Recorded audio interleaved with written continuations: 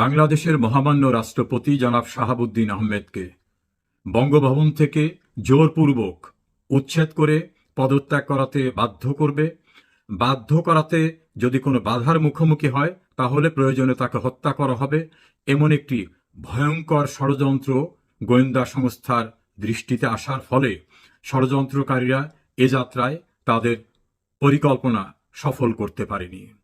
বিস্ময়ের বিষয়, এত বড় একটা ভয়ঙ্কর ঘটনা গোয়েন্দা সংস্থার রিপোর্ট পাওয়ার পরেও বর্তমানে যারা ক্ষমতায় রয়েছেন তারা নিশ্চুপ রয়েছেন, তারা নির্বাক রয়েছেন। রাষ্ট্রপতি রাষ্ট্রের সর্বোচ্চ পদ এবং তিনি কিন্তু আইন অনুসারে নির্বাচিত রাষ্ট্রপ্রধান। হঠাৎ করে এসে প্রিয় দেশবাসী আসসালামু আলাইকুম এভাবে বসা কেউ নন। তাহলে তাকে মেয়াদ শেষ হওয়ার পরে আর একটি নিয়মতান্ত্রিক নির্বাচনের মধ্য থেকে তার যিনি উত্তরাধিকারী আসবেন তার কাছে তিনি ক্ষমতা হস্তান্তর করে তিনি চলে যাবেন, এটাই হচ্ছে নিয়ম। এবং আমাদের দেশের সর্বোচ্চ আইন এই সংবিধান। এই সংবিধানে রাষ্ট্রপতিকে সর্বোচ্চ পদে অধিষ্ঠিত ব্যক্তি হিসাবে চিহ্নিত করা হয়েছে এবং এই সংবিধানে তাকে অনেক দায় থেকেও অব্যাহতি দেওয়া হয়েছে। আর এই সংবিধান সংরক্ষণ, সংবিধানকে রক্ষা করা, সাংবিধানিকভাবে রাষ্ট্র কাঠামোকে পরিচালনা করা, প্রয়োজনীয় নিয়োগ দেওয়া, এমনকি সরকারের নিয়োগ দেওয়া, সবকিছুই কিন্তু মহামান্য রাষ্ট্রপতির এখতিয়ার। বর্তমানে যারা ক্ষমতা দখল করে আছেন ডক্টর মোহাম্মদ ইউনূস, তারা অবৈধভাবে ক্ষমতা দখলকারী, কারণ আমাদের সংবিধানে কোথাও অনির্বাচিত ব্যক্তিদের দিয়ে সরকার গঠনের কোনো বিধান নাই।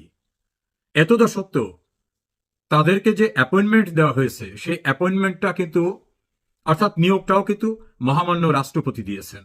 অর্থাৎ এখন যারা সরকারে আছেন দাবি করেন তাদের নিয়োগকর্তাও কিন্তু এই মহামান্য রাষ্ট্রপতি। রাষ্ট্রের গুরুত্বপূর্ণ সাংবিধানিক পদে যারা থাকেন তাদের নিয়োগকর্তাও কিন্তু মহামান্য রাষ্ট্রপতি। রাষ্ট্রপতি সরকারের ঊর্ধ্বে, তিনি রাষ্ট্রের প্রধান। এমন একটি সংবেদনশীল রাষ্ট্রের সর্বোচ্চ পদে অধিষ্ঠিত ব্যক্তিকে উচ্ছেদ করার জন্য ইতোপূর্বে একবার কর্মসূচি নিয়ে বঙ্গভবনের সামনে একটা মব যায়। সেই মবকে আবার ফিরিয়ে আনে মবের আর একটা ফ্র্যাকশনের কিছু লোকেরা। এরপর আবার শহীদ মিনারে চিৎকার করে অনেককে শুনলাম এই রাষ্ট্রপতিকে কোনোভাবে রাখা যাবে না।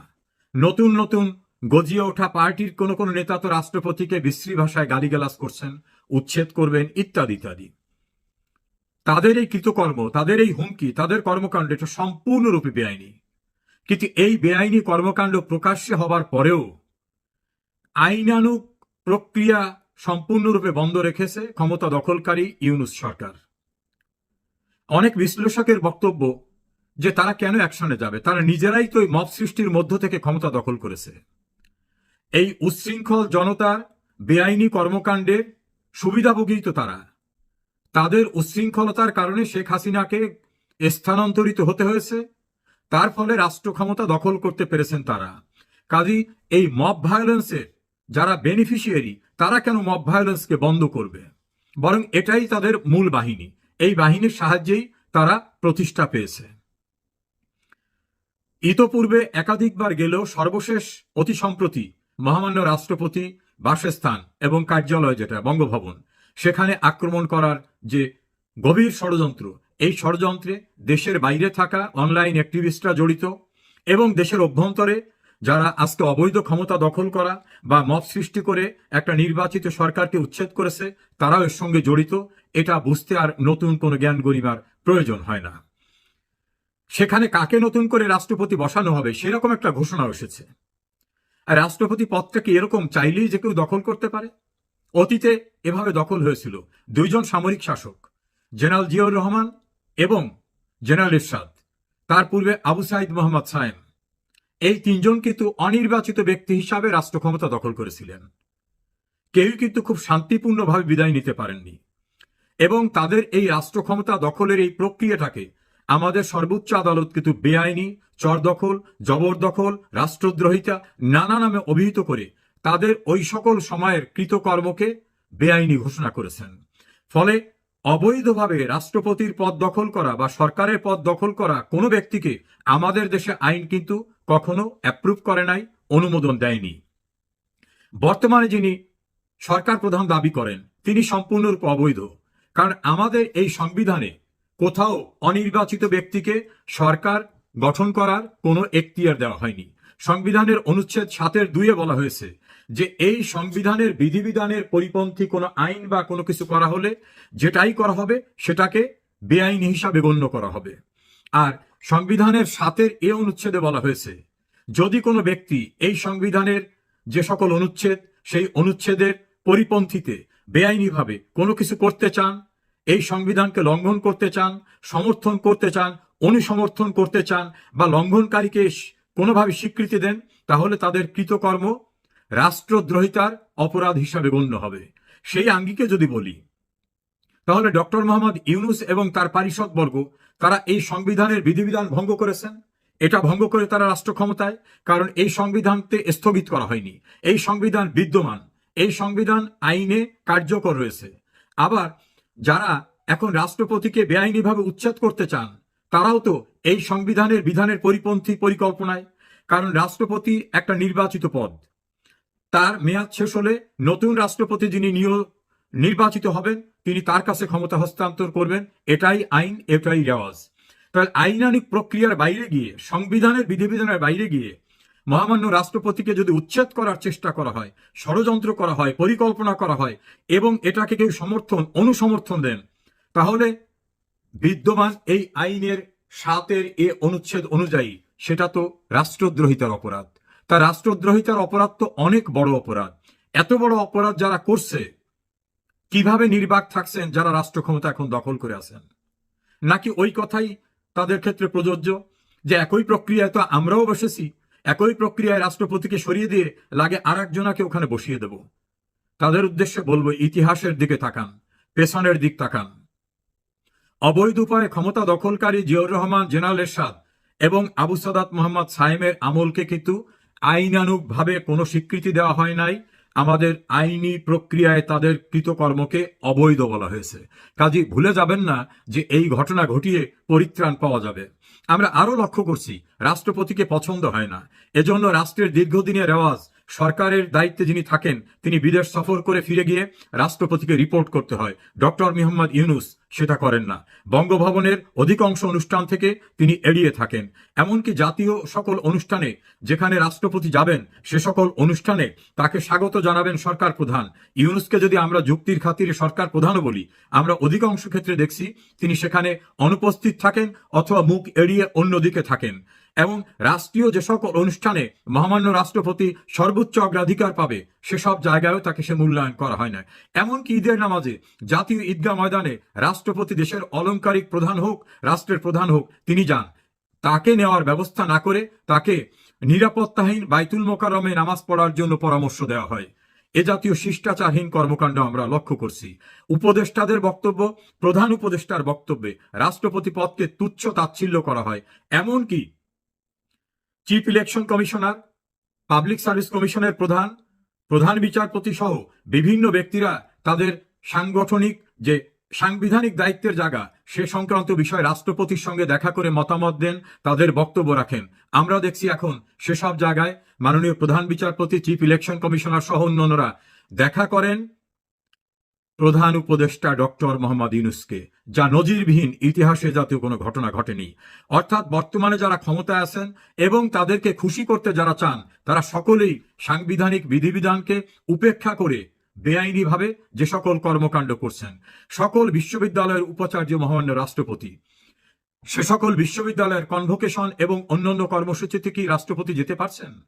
আমাদের কাছে তো সেরকম দৃশ্যমান অবস্থা নেই। মহামান্য রাষ্ট্রপতিকে রাষ্ট্রীয় বড় বড় গুরুত্বপূর্ণ কর্মসূচি থেকে দেখা যাচ্ছে, আমরা তো সেভাবে দেখতে পারছি না। বিভিন্ন সূত্রে জানা যায় বঙ্গভবনকে কিছুটা জিম্মি করে রাখা হয়েছে। রাষ্ট্রপতির যে প্রেরোগেটিভ, রাষ্ট্রপতির যে এখতিয়ার, সেই এখতিয়ারও তাকে ব্যবহার করতে দেওয়া হচ্ছে না। এভাবে বিভিন্ন রিপোর্ট আমরা বিভিন্ন জায়গা থেকে জানছি। ভুলে যাবেন না রাষ্ট্রপতি কিন্তু সরকারের নিয়োগকর্তা। তিনি চাইলে কলমের এক খোঁচায় এই সরকার হিসাবে যারা নিয়োগ পেয়েছেন বলে দাবি করেন তাদের কিন্তু যেমন তিনি নিয়োগ দিয়েছেন তিনি বাতিলও করতে পারবেন। এবং মনে রাখবেন এই সংবিধান কিন্তু এখনো বিদ্যমান রয়েছে। সংবিধানের কোনো বিধিবিধানকে কিন্তু সাসপেন্ড করা হয়নি। আর নতুন করে জুলাই চার্টার বা অন্য কোনো নামেও যদি কোনো কিছু করতে চান, কোনো আইন কিন্তু সংবিধানের ঊর্ধ্বে আসবে না। আরো মনে রাখতে হবে, 1970 সালের নির্বাচনে যারা ম্যান্ডেট পেয়ে গণপরিষদে এই সংবিধান প্রণয়ন করেছিলেন, তাদের কিন্তু অবিভক্ত পাকিস্তানের মানুষরা, আর বিশেষ করে তৎকালীন পূর্ব পাকিস্তানের সকলে কিন্তু ম্যান্ডেট দিয়েছিল আওয়ামী লীগকে শাসনতন্ত্র তৈরি করার, দেশ শাসন করার। ফলে 71-এর যুদ্ধের মধ্য থেকে যে দেশটা স্বাধীন হয়েছে, সেই দেশের সংবিধান করার ম্যান্ডেট কিন্তু জনপ্রতিনিধি হিসাবে তাদের ছিল।